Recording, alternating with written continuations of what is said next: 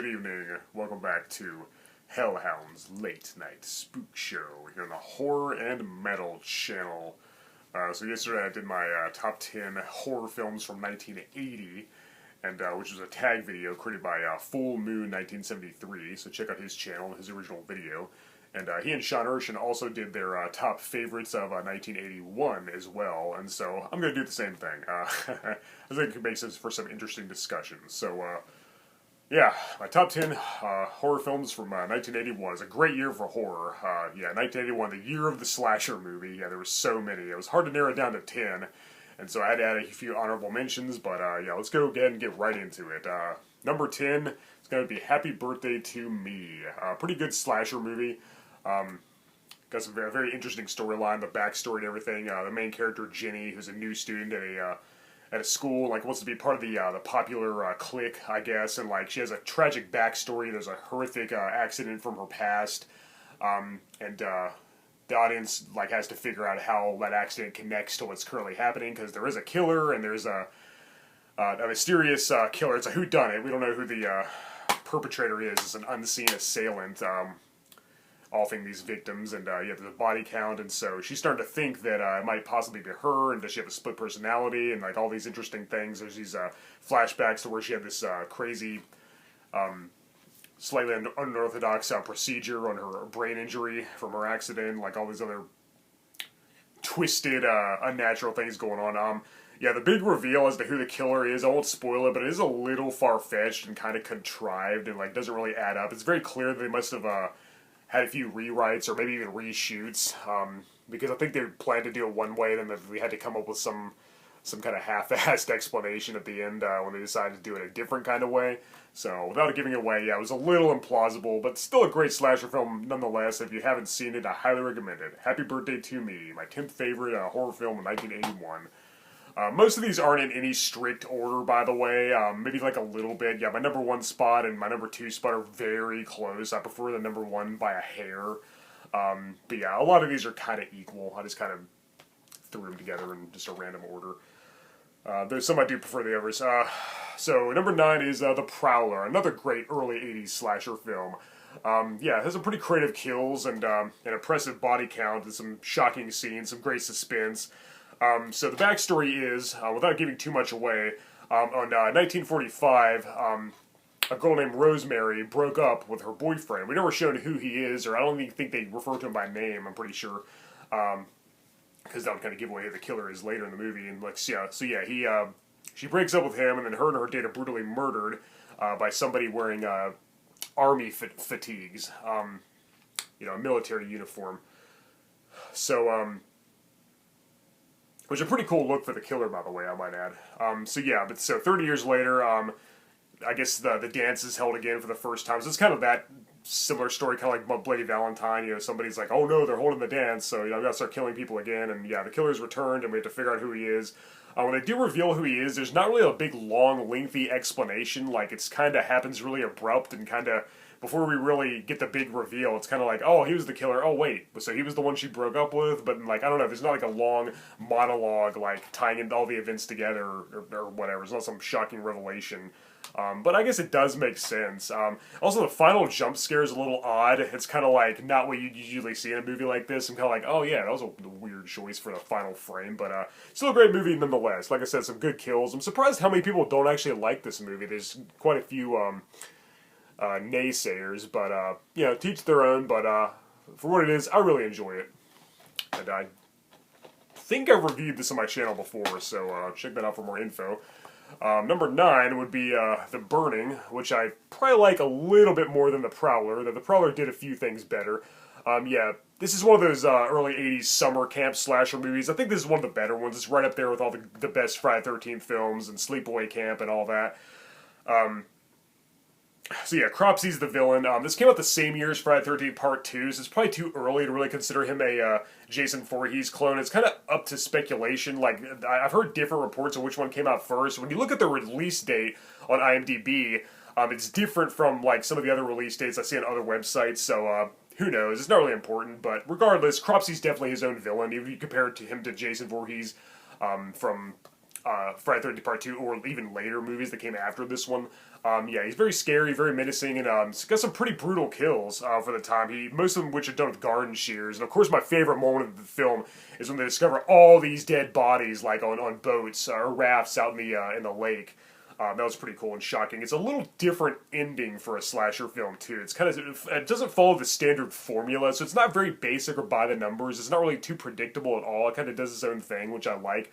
I really admire like the fact that they took a few risks, but the formula was, the early '80s slasher was relatively new. We had some giallo films and some ones that inspired it, and like throughout the '70s, but like the standard body count formula that most Friday the 13th movies had and other imitators. Was a little different. So this was kind of the first to do that sort of thing. But regardless, I liked that it did kind of play by its own rules and wasn't like too formulaic. But yeah, The Burning, one of my other favorite horror films from 1981 and one of the best slasher movies. I've reviewed this as well, so check that out for more info. So number 7. This is a movie that I reviewed very early on my channel, but it is one of the reviews that I set to private because I think there's a lot of room for improvement. So I do plan to redo this actually next month on February 14th. The reason being that it's My Bloody Valentine, one of my favorite slasher movies ever. So I'm going to save a lot of my full thoughts for February 14th next month when I review this on Valentine's Day. So, but just to sum up, yeah, I do think it's a great movie. It's a great slasher. Without spoiling anything, when they do reveal the killer, there is a lot of things that don't make sense and don't add up. And it's like, they do explain it. They give him a motivation and a reasoning, but it's kind of like, okay, there was a few things that kind of contradict that. Like, did he have a split personality, like in the 2009 remake? Like, what's going on? It is a different killer, too. So if you've seen the 2009 remake, it's not the same person, or like who's loosely based on the one in this one, but it's a different name, it's a different character, and they do it very differently in the 2009 remake. But anyway, some pretty brutal kills. Most of us are done by a pickaxe. I think the whole miner, the legend of Harry Warden and all that, I think it's a great idea for a slasher villain. I'll get the action figure over there. I showed in a video not too long ago. It's wearing the mining uniform and shining the light on his helmet to his victim's eyes, blinding them before he offs them with a pickaxe. It's a pretty cool idea, and it's very creepy and very menacing for sure. Not all the killers are done with a pickaxe. One of them, somebody's head is shoved into a pot of boiling water, which is pretty cool. But I think the most shocking moment that kind of freaked me out when I first saw this when I was really young was the dead body popping out of the dryer, but the uncut version leaves very little of the imagination, kind of goes more over the top. But I think that's the movie's biggest problem. Like, it's not their fault, but the MPAA really went to town on this one with the censorship. They cut out all the brutal kills and, like, most of the gore. The theatrical cut was, like, nearly bloodless, unfortunately. There was a few on-screen disembodied hearts that had been cut out of the victims' bodies. Which, yeah, very brutal stuff for 1981. Very gruesome. And, But, so luckily, they did come up with an uncensored version later, which I have on DVD, and then finally upgraded to Blu-ray. So, if you're going to own this movie, definitely get the uncut version, because it's way better. I think this has a better scans of those cutscenes, too, because all the really brutal, gory parts in the DVD special edition, there's a huge drop in quality, because I guess the original negative wasn't, like, restored and digitally remastered quite as well as the rest of the movie, since those scenes were lost for so long and, like, I guess just in the archives somewhere or whatever. But regardless, yeah, if you're going to own this movie, definitely check out the uncut version, because this is one of the best slasher movies, and this Blu-ray, which Scream Factory did an awesome job with as always, does have the theatrical version and the uncut version, which is pretty cool. But yeah, My Bloody Valentine with the killer miner. Great idea for a slasher villain, and some pretty cool creative kills as well. And yeah, the body popping out of the dryer is definitely a doozy. I just love it. Alright, so next we have, and this should probably be higher, because I think I have more of a personal attachment to this movie. I've probably seen this movie more than all the others on this list. But I did pick ones that I think did it a little better, but this is, like, a little more enjoyable for me personally, and that's, of course, Friday the 13th Part 2. Very obvious choice. When people think of 1981 slasher movies, this is probably the first thing they think of. Yeah, it's the first movie to feature Jason Voorhees as the killer. I talked about the first movie in my last video, my favorite 1980 horror films. And yeah, he's played by Steve Daskowitz throughout most of the movie, though when he's unmasked at the end, it is Warrington Gillette. Yeah, he's a lot clumsier and a little more human than later versions of Jason, who wasn't the unstoppable juggernaut that he is in later movies where he almost becomes like the Terminator. Here he's very human and a little more vulnerable. But I think he's a little creepier in this movie a lot. They don't show him quite as much until the end. He's kind of kept in the shadows and is a little more mysterious. But I do like the look. I like the burlap sack over his head and the overalls. He's kind of more like a demented hillbilly mountain man who just kind of keeps to himself in the woods. He even has his own shack, and he keeps his mom's severed head in like a shrine surrounded by all the other dead bodies of his victims, which is pretty cool. It kills off Alice, who returns from the first movie, the survivor, the final girl of the first film, played once again by Adrienne King. But this movie actually has my favorite final girl throughout the entire Friday the 13th series, and that's Ginny, played by Amy Steele. She's great. She really fought back and was really clever and cunning. She was definitely a worthy adversary against Jason. But yeah, I absolutely love this movie. It's a great sequel. It's not quite as good as the first one, in my opinion, but it's interesting to see how Jason started before he got his iconic hockey mask and became a more tall, hulking behemoth. Here he is more human. But yeah, I've re-reviewed this on my channel recently. I'll talk about these movies ad nauseum, so let's go and move on. Friday the 13th Part 2. Great movie. Alright, so I guess my number, what are we on, 6? 8, 7, 6. Oh, or sorry, I'm 5. We're down to the top 5. Number 5 is going to have to be Lucio Fulci's The Beyond. This is my favorite Italian horror film directed by the splatter master himself, Lucio Fulci, and it's actually my second favorite Italian horror movie in general, next to Dario Argento's Suspiria. I'm getting tongue-tied, sorry. Yeah, Dario Argento's Suspiria is my favorite Italian horror movie. This is my second favorite. Yeah, The Beyond is just great. It's very squalid, very visceral.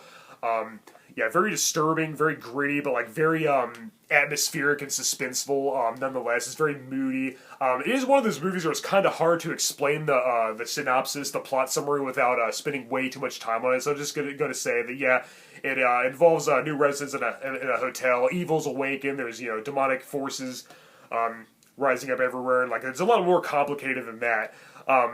It's like it's kind of it is simplistic enough to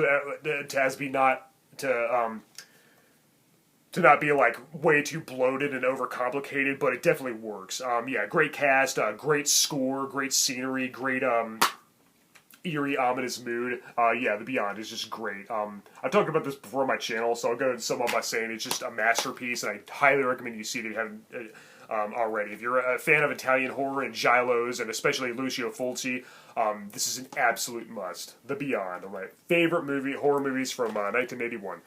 Alright, so I guess we're down to the top 4. Yeah, number 4 is actually going to be The Howling. Now, when I was a kid, I saw The Howling and American Werewolf in London around the same time. I kind of teeter-totter between which one's my favorite. It's a very hard choice. Like American Werewolf in London, this has superb special effects. The werewolf transformations are incredible. They're just absolutely astonishing. It's breathtaking how much they achieved with the practical effects back then. It's way more realistic looking than crappy CGI. And yeah, they're just mind-blowing. They still hold up today, and it looks like an actual human transforming into a werewolf on camera. And I also prefer bipedal werewolves to quadrupedal ones. I do prefer werewolves to walk on 2 legs. I think it's way more creepy and just way more terrifying. Because when they look like wolves, it's just like, okay, that's a wolf. When they're walking towards you, that's just a very unsettling image for some reason. Yeah, it's directed by Joe Dante, and I think it's his best movie. And, yeah, the cast is great. Dee Wallace, of course, who went on to play in several horror movies and sci-fi movies. Oh, yeah, Patrick Macnee, Christopher Stone, who was Dee Wallace's real-life husband later, when he became Dee Wallace Stone. And even John Carradine, who, of course, is no stranger to the horror genre. But I think my favorite character is Eddie Quist, played by Robert Picardo. He was just creepy and just brutal, but kind of charming in a sadistic way. Like, we didn't see him a whole lot. He's the one who transforms to the werewolf and has the best morphing sequence, like I said. Yeah, superb special effects.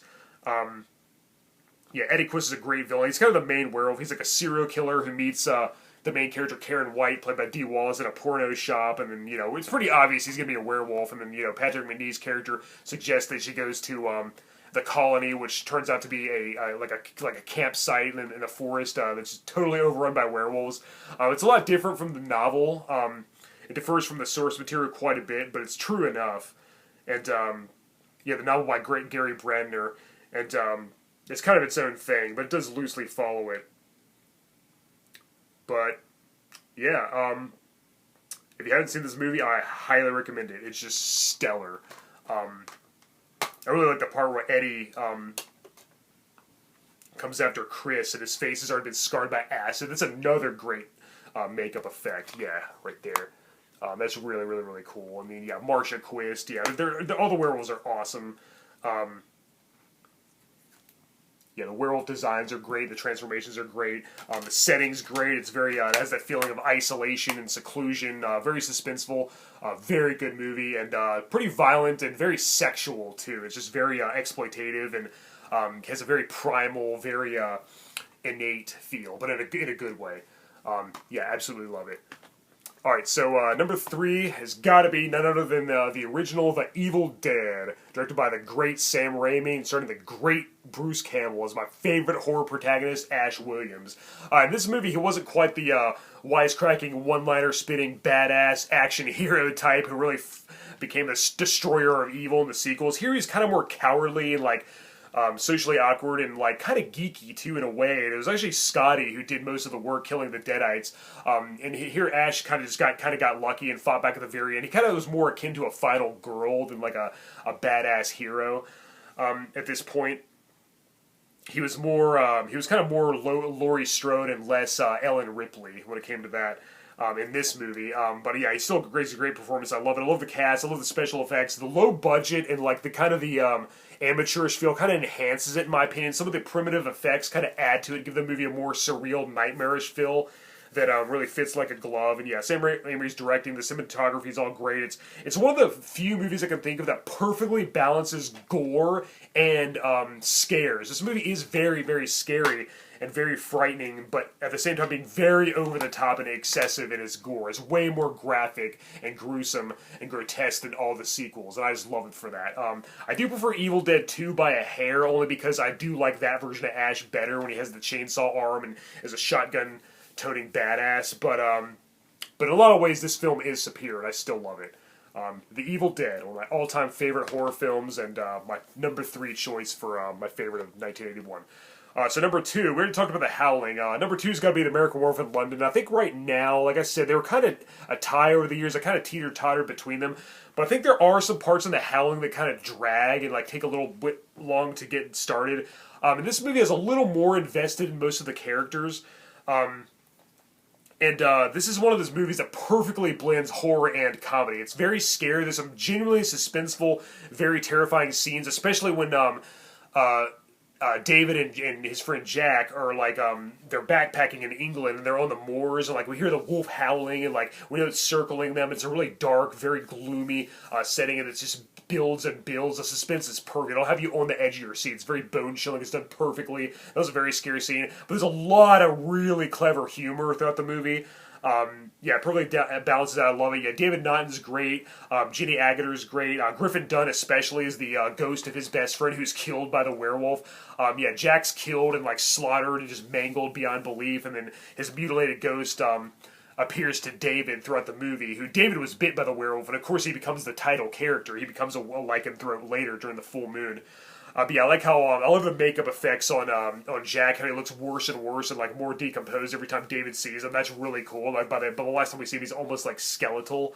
And yeah, the transformation effects are stellar. I think the Howling had slightly better looking werewolves because they were bipedal instead of on all fours like in this movie. But I do think the face on the werewolf is freaking terrifying. Wow, if I saw that thing coming toward me, I would have a heart attack before it even got to me. And yeah, the transformations are simply breathtaking. It's just absolutely incredible. Just superb. Yeah, John Landis directed this movie, and I think this is by far his best work. I've reviewed this before, and maybe I'll talk about it again some other time when I do my top... Maybe I'll do like a top 5 or top 10 werewolf movies video. This will definitely be number 1. Yeah, right there with the Howling and the Wolfman and Curse of the Werewolf. This is the absolute best. Best werewolves... werewolf, and some of the best transformation effects I've ever seen in a movie. Some of the best practical effects right up there with The Thing. Highly recommend it. Great movie. Alright, so before we get to the number one choice, let's get a few honorable mentions out of the way. It was hard to narrow this list down to 10. It is also hard to narrow down my honorable mentions to 10, so let's just kind of get through them quickly. Okay, so 10 honorable mentions of a 1981 horror. House by the Cemetery. Another great Lucio Fulci Italian horror flick. Hell Night with Linda Blair of The Exorcist fame. Really fun, creepy slasher movie. Tobe Hooper's The Fun House. Very fun, very sleazy, cheesy, amusing movie with an excellent amusement park setting. I wish we saw more of that in horror. Madman. Some people consider this a 1982 movie, but technically it was released in October of 1981 first, so I think it counts. But pretty fun slasher, pretty cool villain. There's not a lot to it. It's kind of basic, but I think it's pretty cool. You should check it out. I need to watch it again myself. Final Exam, another pretty cool early 80s slasher. What I like about this is we don't really know anything about the killer at all. Like, there is, and like, I won't give it away, I won't spoil it, but let's just say it's a whodunit, but it's a different kind of whodunit, and has a pretty impressive body count and kills as well. Also, Dead and Buried, which I think Pet Sematary, either the book or the movie or both, must have taken some inspiration from the ending. Really good movie. I need to watch this again. It was co-written by Dan O'Bannon, who, of course, is behind Return of the Living Dead, one of my favorite movies. And as far as zombie movies goes, it's a very different kind of zombie movie, and it's really good. I haven't seen it in a while. I need to revisit it, and I suggest you do the same. Dark Knight of the Scarecrow. This is a TV movie, but I feel like it doesn't really hold back. Maybe in like, it's not gory or like with brutal kills or anything, but it's a very creepy and very mysterious and has great suspense. And Larry Drake, I think, is a very underrated actor, and he excels in this part. He was like a chameleon. He could do anything. He could play really ruthless, really hateful villains, and also more sympathetic, really good, innocent characters like in this. And I love revenge movies too, yeah. Yeah, some really great mysterious scenes and stalking sequences from the Scarecrow, and there's not enough Scarecrow action, in my opinion, but very creepy and suspenseful nonetheless. Also, Graduation Day, another really good early 80s slasher. I recommend you check it out. And Bloody Birthday, which I'm not a huge fan of evil children. Outside of Children of the Corn and The Omen and maybe Demonic Toys, I'm not a huge fan. But this movie does it really well. It has a really compelling, really complex backstory, and some pretty nifty kills as well, and some pretty genuine suspense as well. Yeah, check out Bloody Birthday. And Scanners, directed by David Cronenberg, which is some great practical effects and some really over-the-top violent scenes. It does take a while to get started, and like it does kind of drag in a few places, but it's a great sci-fi horror movie nonetheless, and I definitely recommend you check it out. Alright, so the number one choice, of course, has to be Halloween 2. Was there any doubt? The sequel to John Carpenter's original masterpiece, Halloween 2 from 1981, directed by Rick Rosenthal. This movie's great because it takes the emotionless, mysterious, shadowy figure that is Michael Myers from the first film, and kind of does up the ante a little bit when it comes to brutal kills. He was a lot more sadistic in this movie, and the kills were a lot more nasty and cruel and mean-spirited, which I love. I also love the hospital setting that has that feeling of seclusion and isolation, and is very, very, very creepy and ominous. Yeah, great setting for a horror film. It's just so empty and just feels so like desolate, and probably enhances the feel of the movie, the mood, and the hopeless, grim atmosphere. Yeah, I have a few problems with the movie, but overall, it is one of my favorite horror sequels of all time, right there with Evil Dead 2, and absolutely love it. My favorite kill is, of course, the hot tub kill, and yeah, Dick Warlock is a great Myers, and like I said, he's a lot more brutal and sadistic in this movie, and it's just great. And you know, it's a very hard choice between this and American Werewolf in London, but I guess when it comes to slasher villains versus werewolves, I'll take this one. I guess I'm a bigger fan of Dr. Loomis and Michael Myers and the whole good versus evil vibe they have going on. So yeah, I do prefer Halloween 2 by a hair over American Werewolf in London when it comes to 1981 horror films. This is my number one choice, which I'm sure you already could have guessed. But I've talked about this movie a whole lot, along with the rest of the Halloween series. So yeah, those are my choices, guys. My top 10 favorite 1981 horror films. Leave your choices in the the description box below. I'm sorry, the comments below, not the description box. If I lift any out and I think of them later, I'll add those to the description box, as I meant to say. But yeah, what are your favorites? Leave them in the comments below. And if you haven't seen any of these movies, I recommend you check them out. As always, I'm Hellhound. Thank you for watching my late night spook show here on the Horror and Metal channel. Later.